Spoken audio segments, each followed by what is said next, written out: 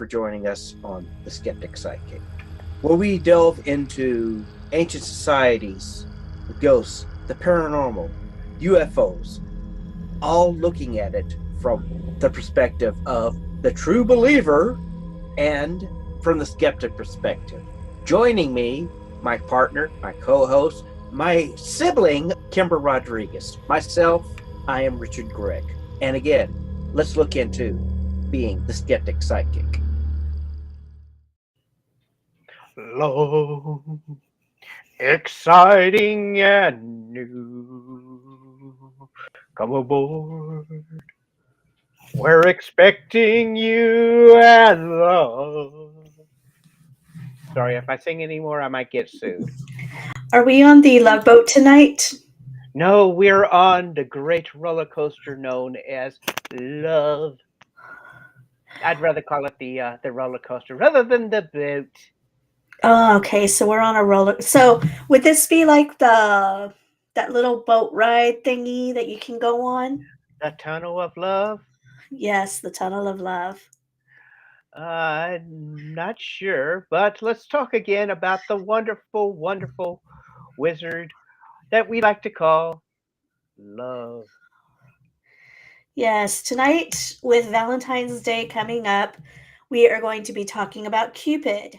And if you're watching on YouTube, we ask that you like and subscribe and click the notification. If you are listening on a replay through Apple Podcast, Spotify, Amazon, or one of the others, we ask you rate and review us. And what kind of rating do we like? We like a 5 stars. A 1, a 2, a 3, a 4, a 5. 5 stars. Yes, we do like 5 stars, but we'll take whatever you give us. And please leave a review as we do read reviews online. I'm sorry, on air. Not online, but Yes. on air. We also And do read it online too. before we read it on air. And what are your plans for tomorrow for Valentine's Day? Work. Oh, exciting. I think Yes. we're going to be having lunch at Mercy's favorite restaurant, which is P.F. Chang's. So Yeah, he's excited about that. We went to the wonderful Subway to have our lunch. Oh, And then how we went- romantic. Oh yeah, and then we went over to Hobby Lobby, which is a wonderful place. Did they make you heart-shaped subs? No, Oh. So, did you happen to catch the Super Bowl yesterday? I Nope. hear that Raymond says hello. Hello, Raymond. It's just another manic Monday. Yes, it is. I do hear that the Chiefs won the Super Bowl, so congrats to Yes. them. I have a friend who lives in Kansas City, and he was telling me that their business is closing for Wednesday because that's when they're having their whole parade for winning the Super Bowl. right. But the company's not paying the employees. They're giving them the day off and closing down business for the parade, but they're not paying their employees, which I think is just totally ridiculous. But you know how companies are these days. Yes. Well, they're also looking for the fact of everybody wants more money, and so Yes. So I did catch one of the Super Bowl commercials, though. I don't know if you saw it, but it was about this company talking about how they call their employees rock stars. And so it had all these, rock stars. yes, they had all these rock stars on there. And they were all saying, don't call yourself a rock star unless you've actually lived a life and this and that. Hmm. And at the end, it's got they're like, hey, who's the new guy and this and that, and Ozzy Osbourne turns around and he's like, the name's Oswald. And I just thought that was hilarious because I love Ozzy. One of our viewers says that they're eating a pint of Cherry Garcia while watching, and then Raymond says that he has no plans for Valentine's except the same as he does every other day. Is that take over the world, Raymond? The same as we do every day? Try to take over the world? Wearing shiny pants and building a clam petting zoo. Yes. Well, why don't we go ahead and get into our topic tonight? Now, what Unless is our there's anything topic else. tonight, by the way? Are we Well, going to talk a about guilt. the We are going to talk about that cute, chubby cherub, the mythic god Cupid. Ah, Shelley is eating the ice cream. Make she's sure eating you the ice share. cream. Yes. Yeah, Make I'm sure you waiting for. share, Shelley. Yeah, where's mine? I want ice Yes. cream. Yes, we are going to be talking about that chubby cherub that has been associated with Valentine's Day and love, known as Cupid. So, why don't you kick us off? Well, hold. It has been portrayed on TV by numerous of people. One of them happened to be the man who played Captain, excuse me, Dr. McCoy in the reboot of Star Trek. Really? Yes, What was he on it as? he played Cupid on Hercules: The Legendary Journeys. Ah. Well, see, I tend to remember the Cupid from Sabrina the Teenage Witch, where it was a middle aged man with curly, fuzzy hair running around in a diaper shooting people with his arrow. Okay, well that's typically, we've had Elmer Fudd played that in one of the in the movie or in one of the cartoons with Daffy Duck and Bugs Bunny.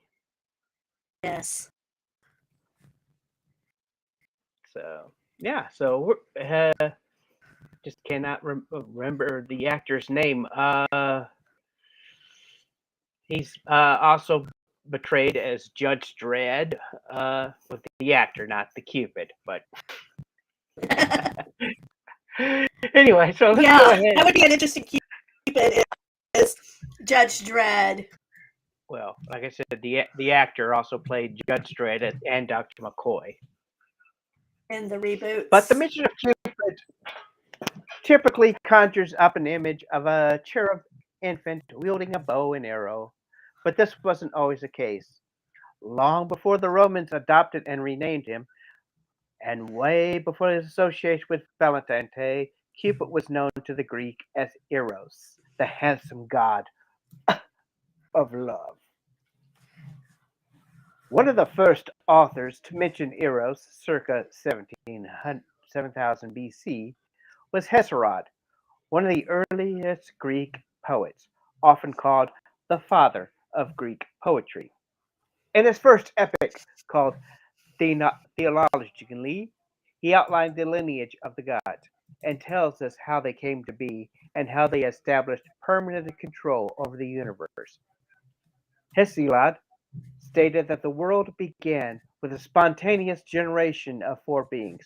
First arose chaos, then Gaia, referred to as Earth, the ever sure foundation of all, Tartarus, the depths of the earth, a place very much like hell, and Eros, desire, fairest among the deathless gods.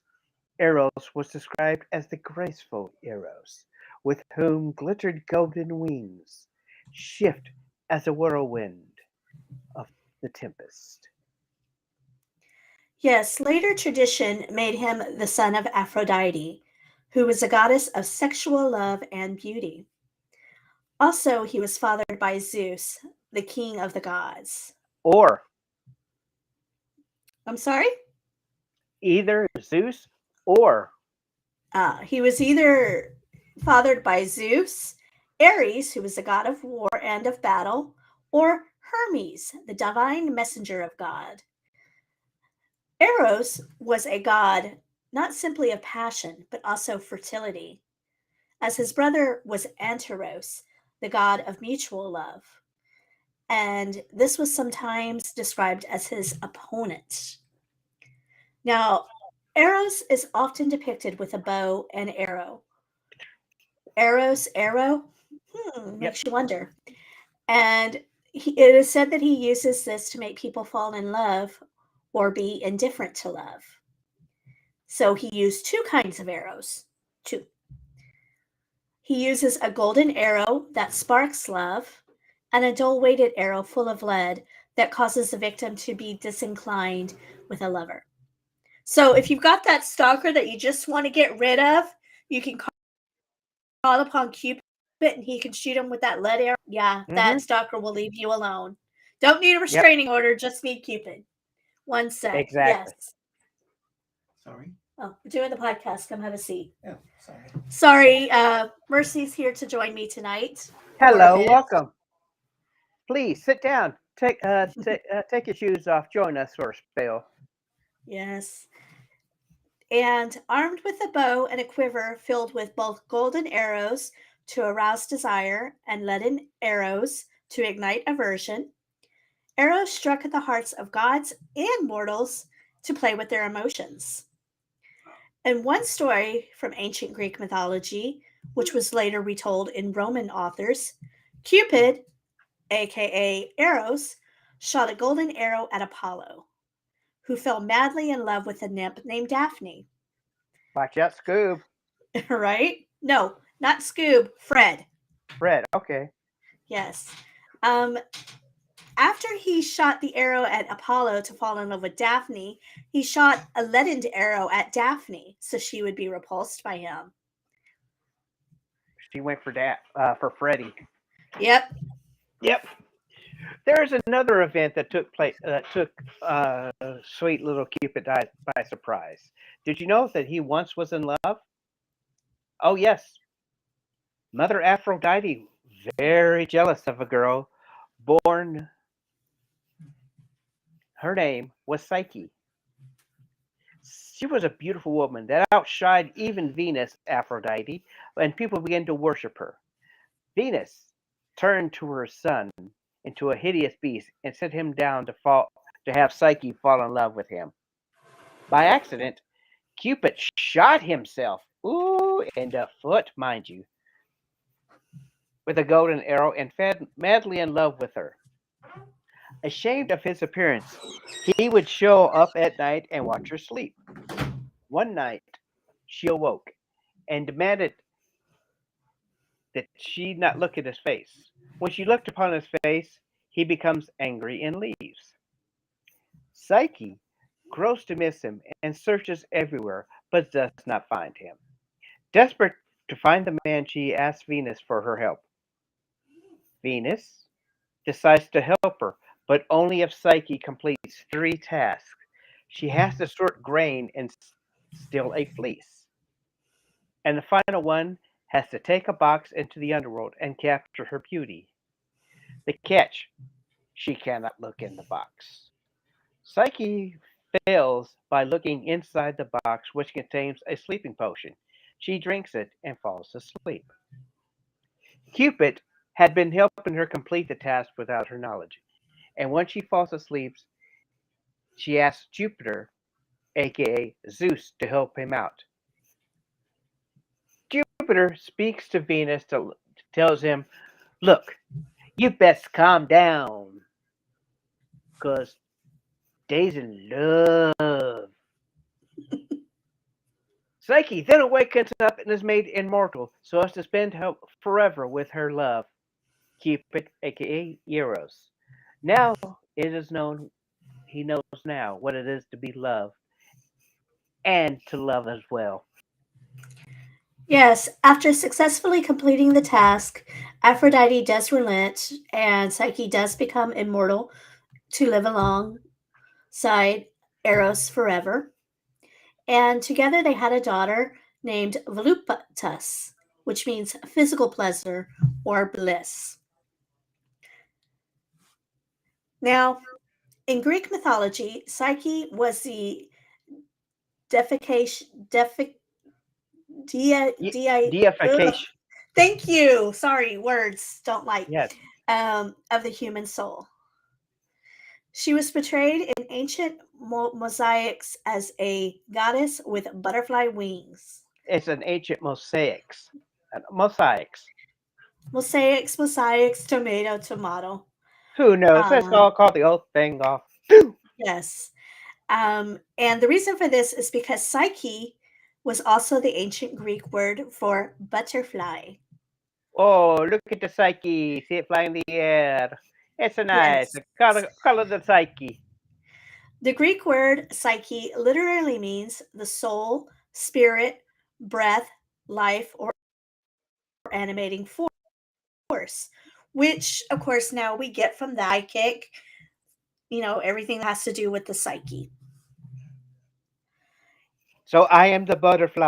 I am the butterfly. I am the butterfly. Wow. Now you sound like you're Muhammad Ali. Float like the butterfly, Oh, sting like sing the like a bee. bee. Don't mess with me. I am Psyche. There you go. Yes. Yes, he was actually trying to build up his psyche with that chant, so Yes. that fits. In the poetry of the archaic period, Eros was represented as a handsome immortal who was irresistible to both man and gods. In the later satirical poets, he is represented as a blindfolded child, the precursor to the chubby Renaissance child that we all know and love. In early Greek poetry and art, he was depicted as a young adult male who embodies sexual power. So those built abs, and that crease going down that all the women just love. That's what he looked like. Mm-hmm. He then goes backwards from the well-built, fully grown man to a youthful teenager, and then to the blindfolded child, then to the chubby faced toddler that we see today.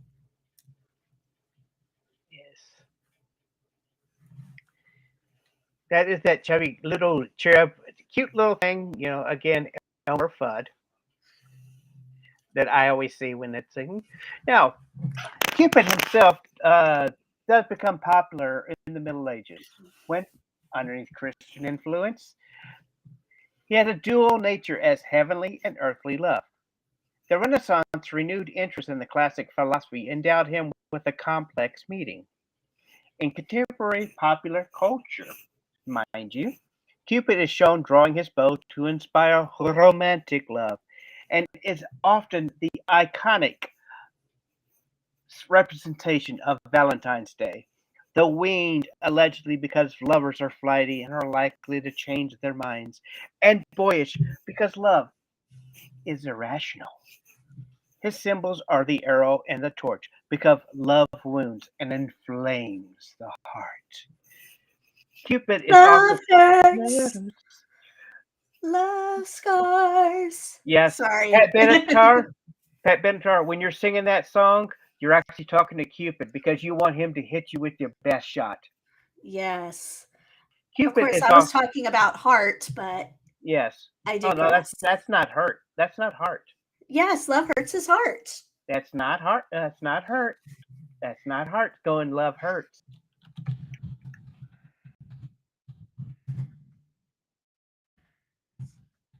We're sitting here battling to see who's actually going to find that first. It's Yes. Nazareth in 1974. Okay, but I think they did do a version of it because I remember um, hearing Heart sing it. No, Heart did not ever do it.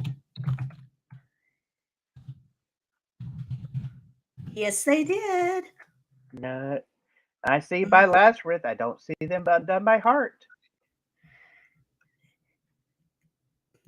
They did do a cover of it. Yes, but I will send you the video later on of them singing okay. it. But the first one to do it was Nazareth. But let's get Nazareth. back on topic. Sorry, everybody. ADD Yeah, rant. yeah, yeah, yeah, yeah. ADD rant. Go on. Uh-huh.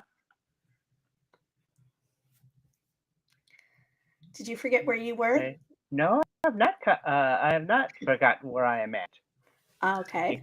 because I am going to do something here real quick on our little private chat. And I'm going to send you something on our little private chat.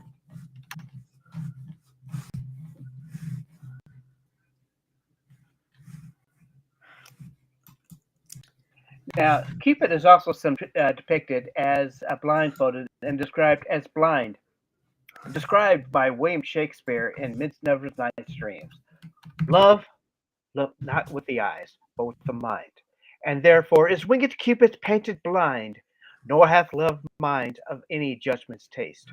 Wings and no eyes figured unheedy haste, and therefore love said to be a child, because in choice he is oft so beguiled.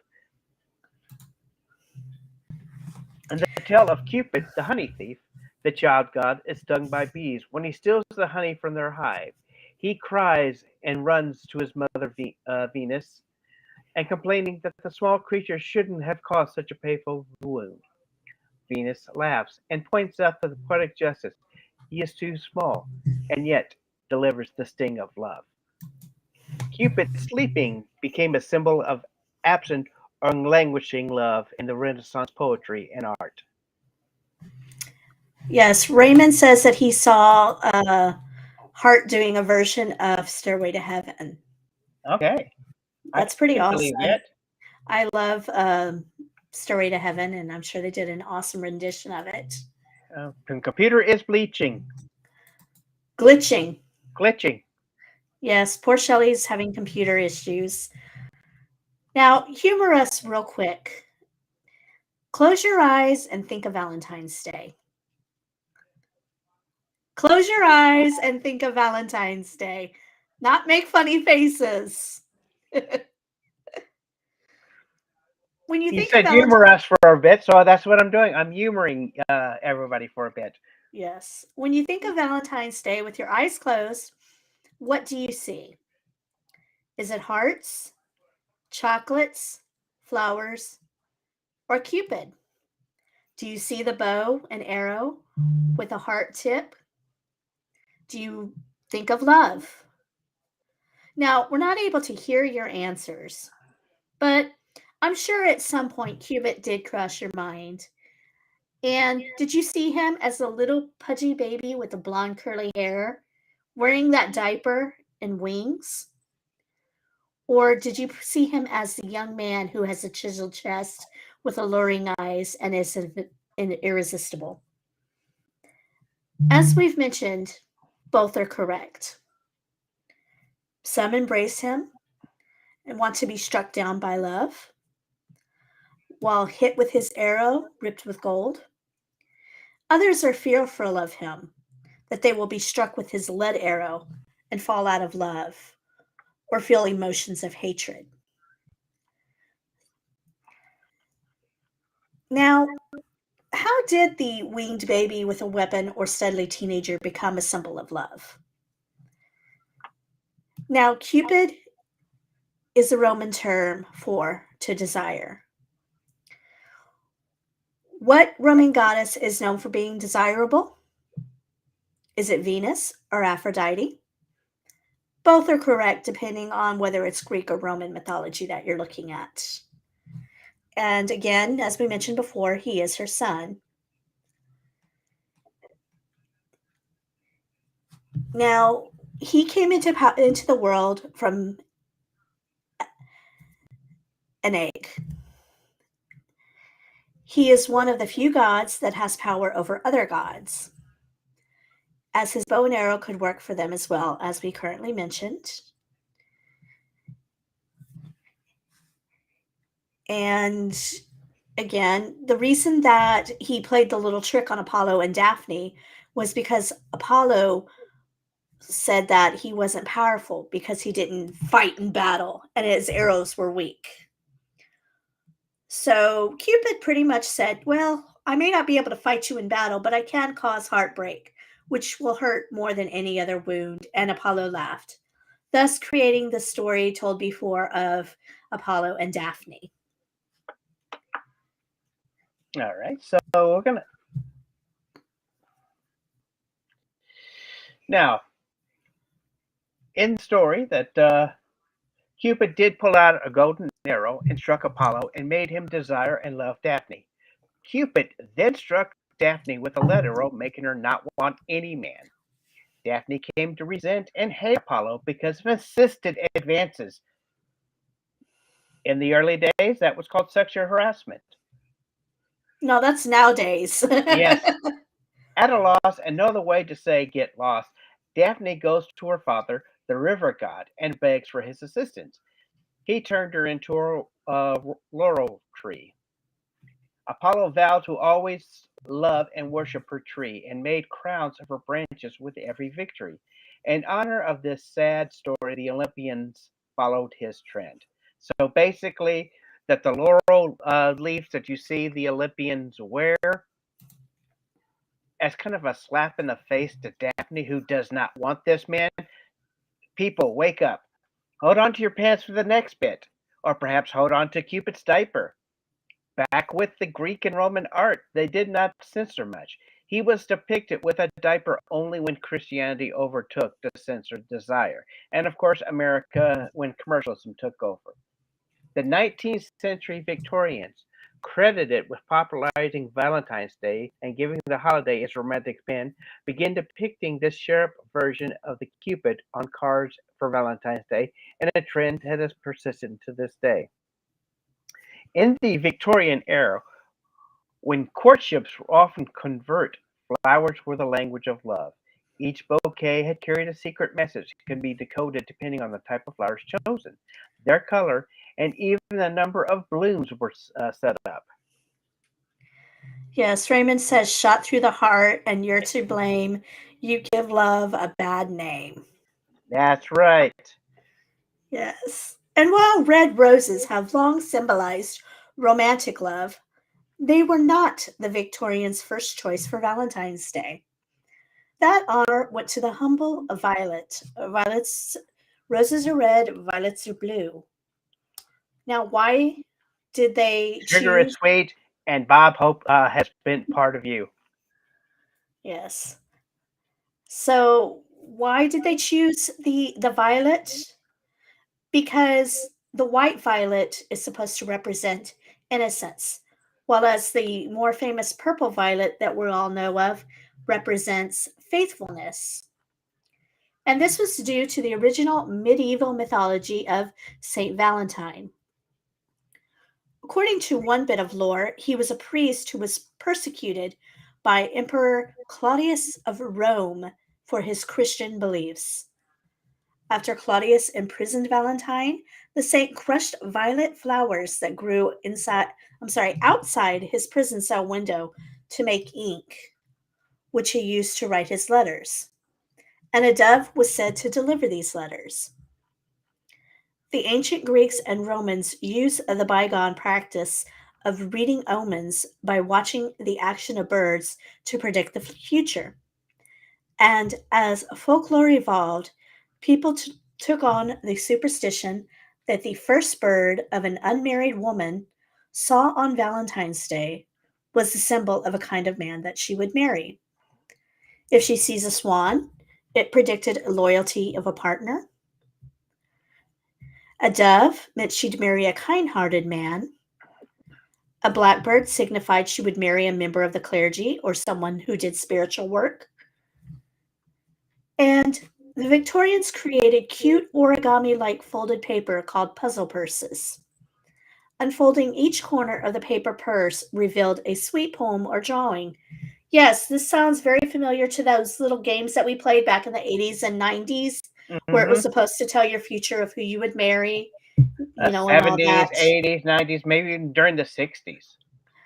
You, and they were often numbered, giving the love notes in order with the final message or illustration in the center. So it was like, okay, pick a color, pick a number, you know, 1, 2, 3, 4, 5, Right. open it up. Oh, you're marrying Bob. Congratulations. I hope you like Bob. But I wanted to marry Phil. Sorry, it chose Bob. That's your future. Fine. I'll marry John. It wasn't just the Brits who did these.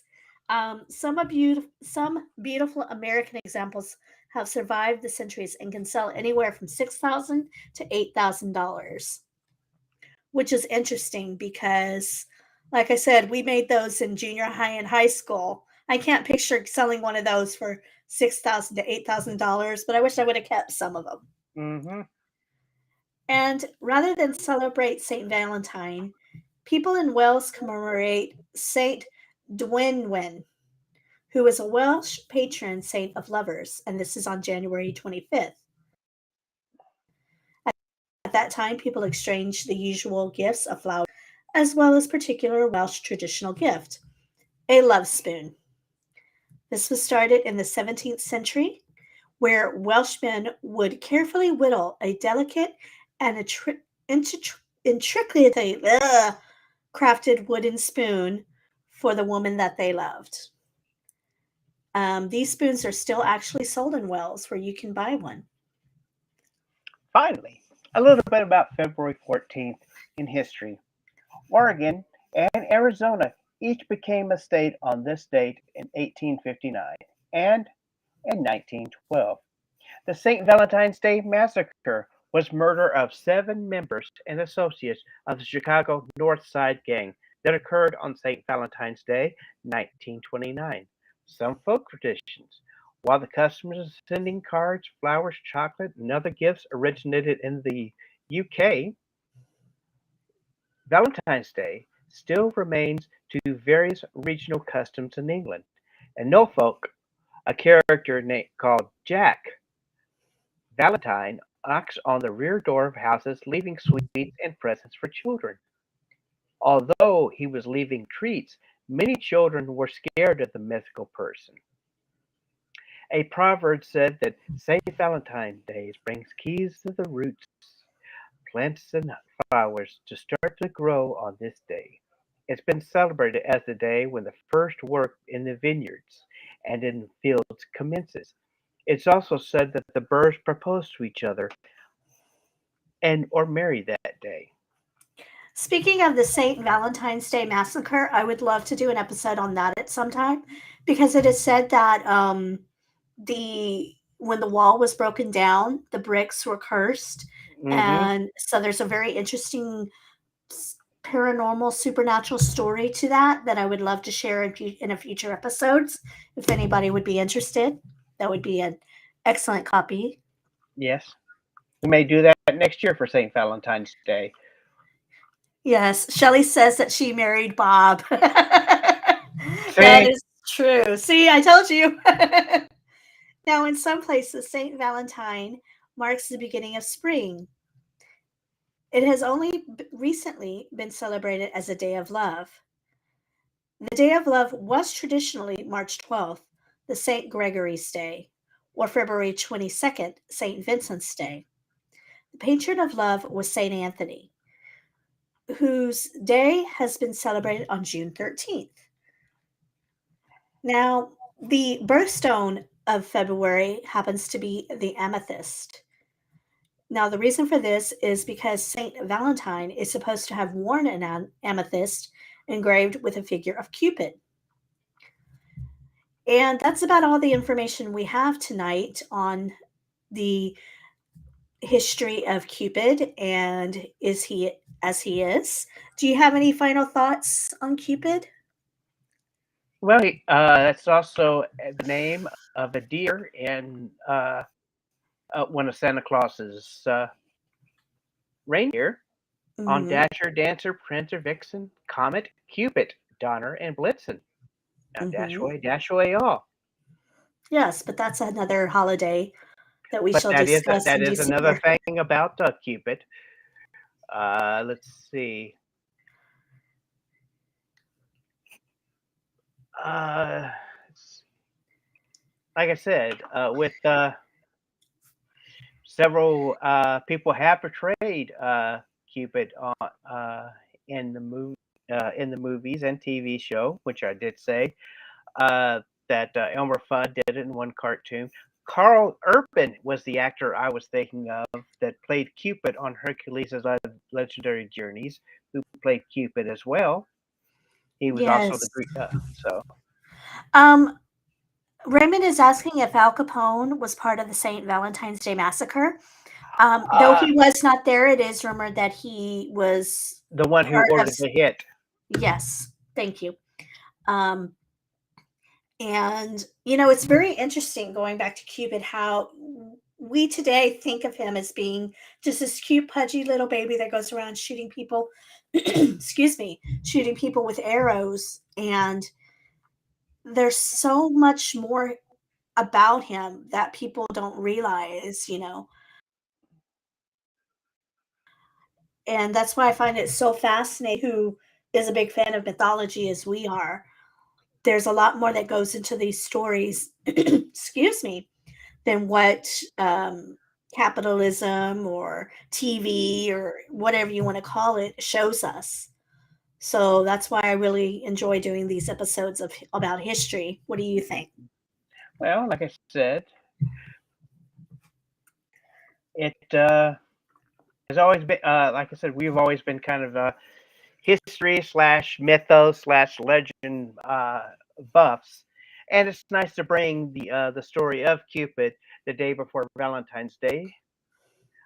Maybe next year, if we don't do about the St. Valentine's Day massacre, we can talk about the origins of St. Valentine's Day. You know how he became. Yes, I definitely think that would be a good one. I don't really want to do the massacre around Valentine's Day because it is such a dark thing.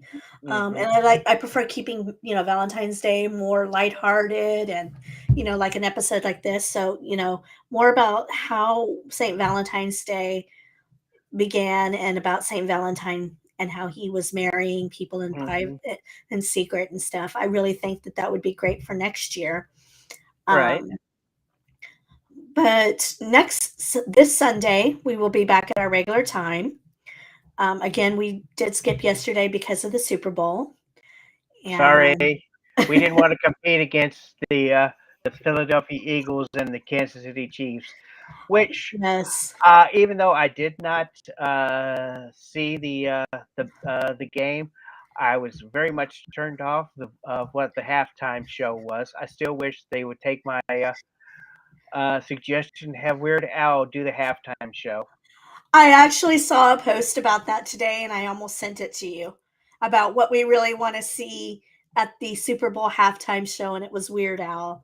So it's Hmm. so funny that you mentioned that because I saw that and thought of you. Yes, they Um, actually had a picture of Paul McCartney at the game and his reaction to the halftime show, and he was like shaking his head, like probably thinking I could do better.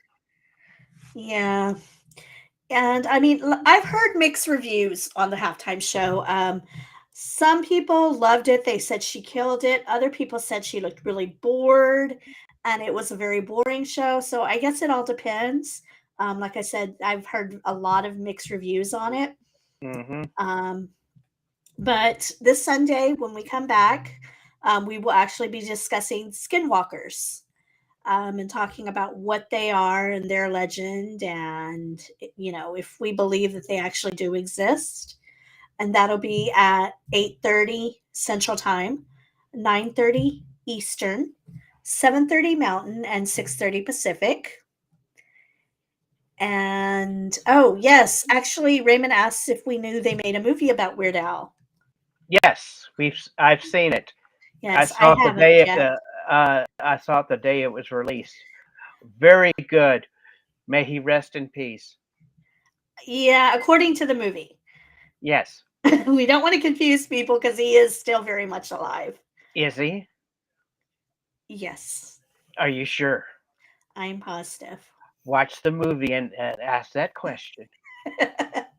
Yes, but we will be discussing There's skinwalkers. even a picture of many of his fans going to see him, and one of them particularly looks like Al. So, is it a Tupac thing? Is it a what's his name? Andy Kaufman thing? It's more of a, I would say a Tupac thing, Uh, yes, Raymond, it is definitely a parody, all to be taken in jest. maybe. Uh huh. Yeah. So, again, if you're watching us on Facebook We ask that you. Oh, somebody asked what is our best Valentine's Day memory. You want to go first on this one? Mm, I really have not had the best Valentine's Day Oh, story come on. because, no, seriously, I haven't. You mean you're happily married to a wonderful woman and you have no Valentine's Day memories to share? No, Well, no, that just stinks. yeah. Well, my favorite memory is when I flew down to visit my boyfriend for Valentine's Day, and he surprised me with a song that he wrote for me and a proposal. And that was about 26 years ago. And that was with Mercy, who I'm still going strong with to this day, happily married. So Yep, his proposal was the best Valentine's Day ever. I'm So, glad. yes. So, if you are watching us on YouTube, we do ask that you like and subscribe. If you are also click that notification so you know when we go live. If you're watching on Twitch, we also ask that you subscribe so that you can see our episodes every week. If you're watching on YouTube, please join us in our Facebook group, which is Skeptic Psychic. Become one of our pod people. It's a great place. Pod people. It's a great place to hang out with like minded people. And if you're listening to a Raymond says, my best Valentine's was when a coworker of mine, aw, they agreed to be each other's Valentines. That's so sweet. Uh, And Shelly collects Halloween inspired Valentines. That's cool. I think I've seen some of the ones you posted, Shelly. They're really cute. But again, if you're listening to a replay on Apple Podcast, Spotify, or Amazon, we ask that you review us and rate us. What rating do we like again? 1, 2, 3, 4, 5 stars. If you don't mind, if you don't, just leave us a review. We really do like to read them. Yes, we will read it on air. And if you have anything you'd like for us to discuss, want to share a story, or any questions, you can email us at info@skepticpsychic.com. Check out our website while you're there. We do have a great blog, as well as some other videos that I've posted and a lot of other interesting stuff. Yes. Again, we'd like to thank Shelley and Autumn for doing the research for us. We appreciate everything that they do for us. And was there anything else that I forgot? But we love them and we want them always to be happy. Yes, we love all of our viewers and we want you all to be happy. And we look forward to seeing you Sunday night, 8:30 Central, when we discuss the Skinwalkers. Yes. Yes. Maybe we'll discuss the Ghost Adventures where they took some peyote to go out and look for Skinwalkers and everybody got high. Or maybe Yeah. we'll discuss the ranch. Yes. Always got to talk about the ranch. Yes. Raymond says, good show. Thanks. Well, thank you, Raymond. We always enjoy having you here. It's always a blessing. And we hope everyone has a wonderful night. Yes. Happy Valentine's, everybody. Yes. Happy Valentine's Day and sweet dreams. And unpleasant nightmares. Good night. Good night.